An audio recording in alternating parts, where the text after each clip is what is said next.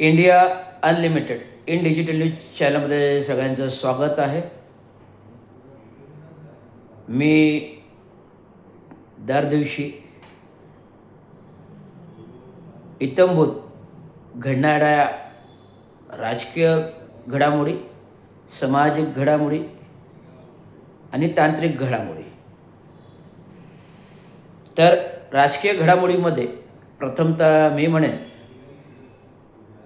की गेल्या आठवडाभर संपूर्ण महाराष्ट्रामध्ये जी पूरस्थिती आली, पाऊस पडला, ढगफुटी झाली. महाराष्ट्रातील 30 जिल्ह्यामध्ये पूरस्थिती आली. किती जिल्ह्यामध्ये? 30 जिल्ह्यामध्ये. पूर्ण शेतकरी हा पाण्यामध्ये आहे, घरदारांची पडझड झालेली आहे आणि पूर्ण अनेक हेक्टर जमीन ओलिसाखाली आलेली आहे.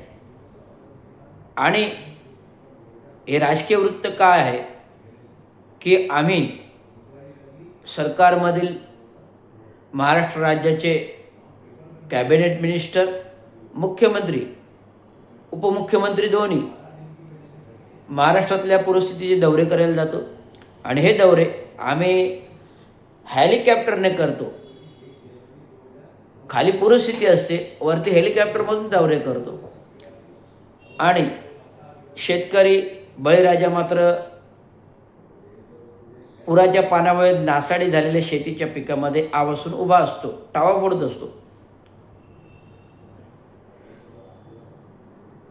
महाराष्ट्रापेक्षा 8व्या नंबरवर असलेलं पंजाब सरकार, तिथे आहे आपचं सरकार, केजरीवालचं आपचं सरकार आहे. त्या सरकारने तिकडच्या शेतकऱ्यांना पूरस्थितीसाठी हेक्टरी 50,000 रुपये मदत जाहीर केली. आमचं महाराष्ट्र सरकार काय करते? एकरी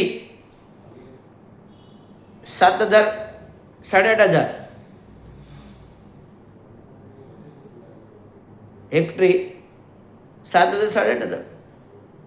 त्यामुळे जे काही नुकसान झालेलं आहे, बळीराजाचं, शेतकऱ्यांचं कौटुंबिक नुकसान झालेले आहे, आर्थिक नुकसान झालेले आहे, घरेलू नुकसान झालेले आहे. तर हे नुकसान या मदतीत पुरे पडणार आहे का? तुटपुंजी मदत आहे. त्यामुळे आम्ही निवडणुका जिंकण्यासाठी, सत्तेसाठी लाडकी बहीण योजना काढतो आणि सफेद लाच निवडणूक पूर्व लाडक्या बहिणींच्या महिलांना वाटतो, आमिष दाखवतो आणि निवडणूक जिंकतो. ते पण मताच्या चोरीने, टक्केवारीच्या चोरीने, EVM हॅकिंगने. आज महाराष्ट्रामध्ये, एवढ्या अशांत महाराष्ट्रामध्ये हाहाकार असताना कुठल्याच सरकारला जनता मतदान करेल, मला शासंका आहे. कुठली जनता या सरकारला, आधीच्या सरकारला आणि आताच्या सरकारला मतदान करेल शासंका आहे. आणि ते पण शिवसेना पक्ष फोडलेले 40 आमदार, राष्ट्रवादी पक्ष फोडलेले 40 आमदार हे BJPच्या मांडीवर जाऊन BJP सरकारमध्ये 2.5 वर्ष 6 महिन्यापूर्वी बसले आणि महाराष्ट्रात चाललेला गोंधळ चावा, अन्याय, अत्याचार, बलात्कार, खारघर दंगल, खारघर चेंगराचेंगरी, आप्पासाहेब नानासाहेब धर्माधिकारी, बलात्कार, हत्याकांड, विरोधकांचा हाहाकार, सत्ताधाऱ्यांचा हाहाकार. आम्ही करतो एन्काउंटर गुन्हेगाराचं. कायदा सुव्यवस्था न्यायप्रणाली असून सुद्धा एन्काउंटर करण्याचा निर्णय सरकारच्या हाती. आम्ही देशाची लोकशाही ज्या बाबासाहेब आंबेडकरांनी लिहिली, संविधान घटना दिली, लोकशाही तंत्रप्रणाली दिली, या लोकशाही तंत्रप्रणालीमध्ये न्यायव्यवस्था स्थानिक कोर्ट, हायकोर्ट, सुप्रीम कोर्ट, स्थानिक जिल्हा कोर्ट, उच्च न्यायालय, सर्वोच्च न्यायालय ही न्यायव्यवस्था दिलेली आहे. आणि न्यायव्यवस्था असताना आम्ही बदलापूर बलात्काराच्या गुन्हेगाराला एन्काउंटर करतो मुंब्रा बायपासवरती. म्हणजे न्यायदेवता आणि कायदा यांच्याकडे जनता कोणत्या नजरेने पाहिजे आणि यांच्याकडून काय आदर्श घ्यायचा. परभणीमध्ये झालेले संविधानिक दंगल, संविधानात अपमान केल्यामुळे त्याच्यामध्ये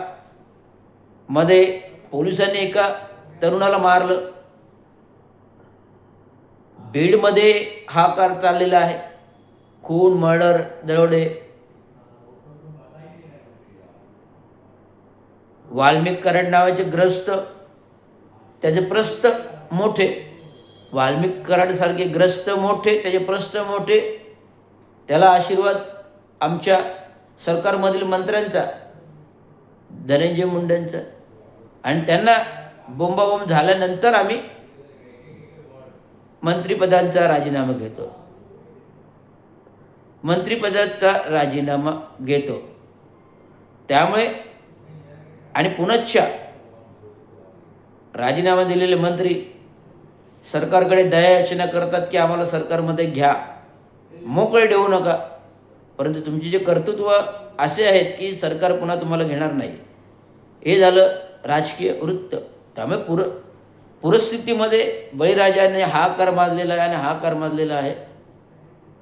आणि या हाकारामध्ये योग्य ती मदत सरकारकडून झाली तर जनतेला रॅल्या काढायला लागतील मदतीसाठी.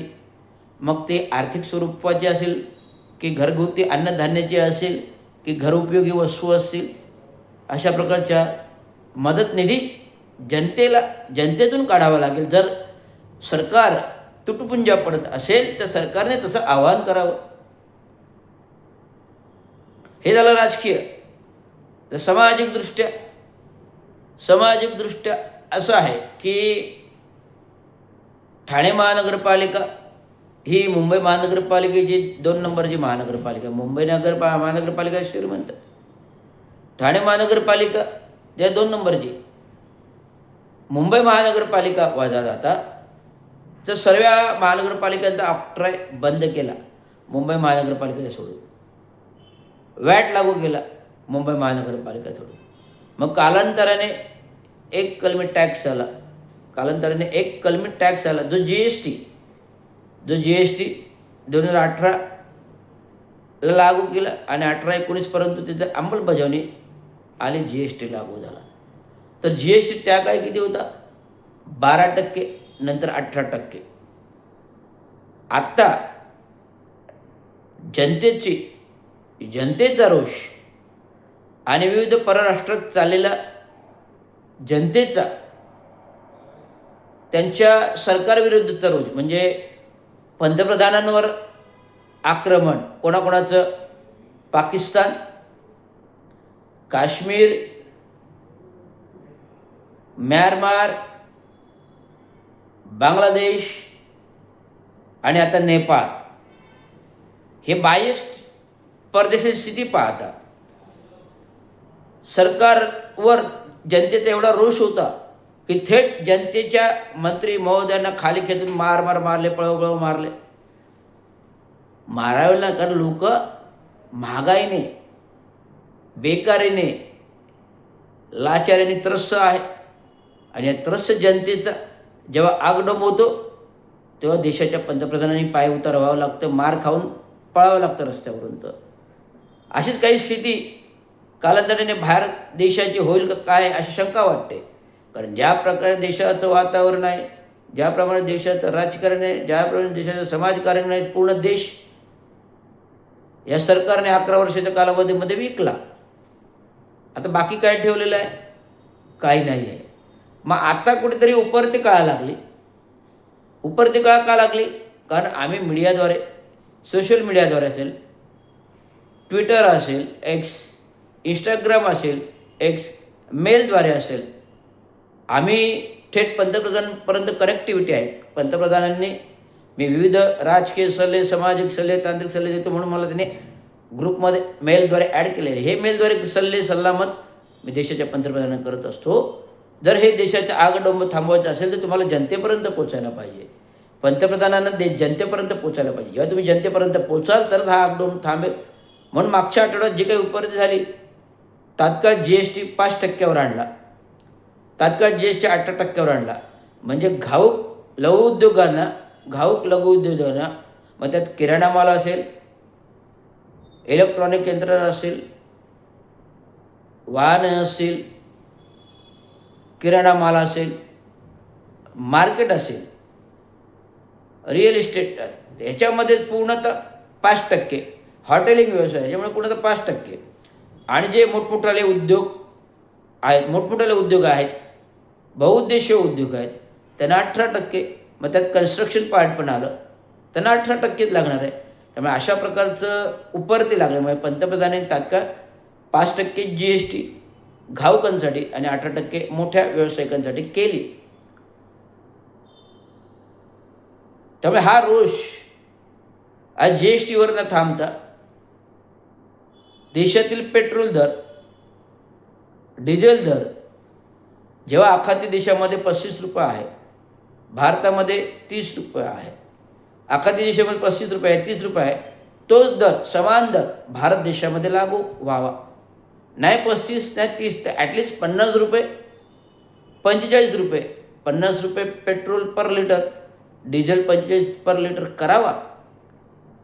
त्यामुळे देशावरची महागाई रिटेल मार्केटमधली कमी होईल. जर पेट्रोल डिझेल दर कमी झाले तर ट्रान्सपोर्ट दर कमी होईल, सगळं मार्केटिंग दर कमी होईल, कांद्याचे दर कमी होतील. जर हे दर वाढीस लागले तर जनता मेटाकुटीला येते. त्यामुळे आज 11 वर्षे जनता मेटाकुटीला आली आहे.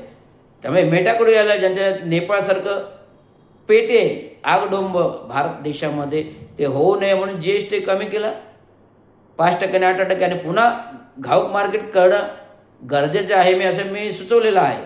मला 1 वर्ष देशाचे पंतप्रधान द्या, सगळे दर, पेट्रोल दर 50 रुपये, डिझेल दर 45 रुपये, सर्व रिटेल मार्केट दर कमी, शेतकऱ्यांना सगळ्या गोष्टी माफ, मग तो पीक विमा असो, इलेक्ट्रिसिटी बिल असो, की शेतकऱ्यांचा हमी भाव असो, हमी दर चांगला दिला जाईल. कारण हमी दर का चांगला मिळत नाही? कारण त्या रिटेल मार्केटमध्ये आलेल्या इंडस्ट्रीयलच्या, रिलायन्स, अदानी, अंबानीच्या कंपन्या, टाटा, बिर्ला, ह्या बिग बाजारसारख्या आलेल्या कंपन्या रिटेल मार्केटमध्ये ह्यांचे स्वतःचे प्लॅन्ट्स आहेत, स्वतःच्या शेती उद्योग आहे, स्वतः शेती उद्योग करतात, स्वतःचे प्लॅन्ट करतात आणि त्यातून होणारे कडधान्य असेल, शेती असेल, गहू, तांदूळ, मैदा, साखर, विक्री सगळे घाऊक बाजार या रिटेल मार्केट थ्रू या इंडस्ट्रीत लोकांचे येतात. त्यामुळे शेतकऱ्यांना हमी भाव मिळत नाही, त्यामुळे शेतकऱ्यांचा दर कमी होतो. हे विचार करण्यासारखी गोष्ट आहे. त्यामुळे आज आपण संपूर्ण भारत देश विकलेला आहे आणि या विकलेल्या भारत देशाचा भविष्य अंधारात आहे. आता हे सरकार म्हणतं संविधान खतरे में आहे. आधीच्या 70 वर्षाच्या कालावधीमध्ये काँग्रेसच्या काळात कधी संविधान खतरेमध्ये नाही आला, कधी संविधान खतरेमध्ये म्हणजे धोक्यामध्ये आला नाही. संविधान खतरे में. त्यामुळे आधीच्या 70 वर्षाच्या कालखंडामध्ये 68-69 कालखंडामध्ये कधी संविधान धोक्यामध्ये आला नाही. आत्ताच कसा बरं आला? कारण जातीय तणाव, हिंदू मुस्लिम वाद, मराठी हिंदी वाद असं करून तुम्ही तणाव निर्मिती करताय आणि आता तुम्हाला तो संविधान खतरे में है असं वाटतंय. परंतु संविधान हे असं संविधान आहे डॉक्टर बाबासाहेब आंबेडकरांची, त्याने पूर्ण देश एकसंघ बांधलेला आहे. ना कोई तोड़ेगा और ना कोई तोड़ पाएगा ऐसा संविधान हमारे महामानव विश्वभूषण परम पूज्य डॉक्टर बाबा साहेब अम्बेडकर ने बनाया है. ना कोई बनाने वाला होगा, ना कोई पैदा होगा. आणि आरक्षण जे काही बाबासाहेबांनी देणे आहे, SC ST आणि OBC, जे सुप्रीम कोर्टाने निर्णय दिलेला आहे, उपजाती अंतर्भुक्त करावा, हा सुप्रीम कोर्टचा सल्ला आहे सरकारला, पण तो सल्ला त्याची अंमलबजावणी करावी असं नाही आहे. कारण संविधानामध्ये डॉक्टर बाबासाहेब आंबेडकरांनी अशी तरतूद केलेली आहे, अशी चौकट केलेली आहे की SC ST OBCच्या आरक्षणामध्ये कोणीही बदल करू शकत नाही. ते मराठा आरक्षण नाही आहे, मंडल आयोगाने दिलेल्या कमिशननुसार OBCचं आरक्षण आहे आणि कुणबी मराठा आरक्षण ह्यापूर्वीच दिलेलं आहे. त्यामुळे मराठ्यांना स्वतंत्र आरक्षण नाही. कुणबी मराठा आरक्षण ऑलरेडी लागू आहे, त्यामुळे तेच GRमध्ये तेच दिले तुम्हाला जे लागू आहे. महाराष्ट्राच्या मुख्यमंत्र्यांनी जो GR दिला 2 सप्टेंबरला, जो लागू आहे ऑलरेडी तेच दिलेला आहे, त्याची अंमलबजावणी होते.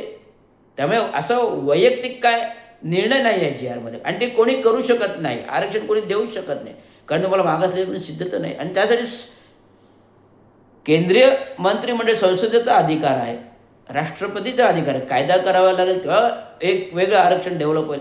परंतु जे आरक्षण मिळालेलं आहे OBC कुणबी मराठा तेच तुम्हाला लागू होते नव्याने. त्यामुळे तुम्ही दसरा मेळावा करा, अजून किती मेळावा करा, त्याचा काय फायदा नाही. परंतु हे मेळावा न करता, हे नवरात्र उत्सव मोठे मोठे उत्सव न करता त्यातून जे काही जमा रक्कम होऊ दे, दान धर्म होईल, जे पूरग्रस्तांना सहाय्याने निधी करा, असं माझं सर्वांना आव्हान आहे.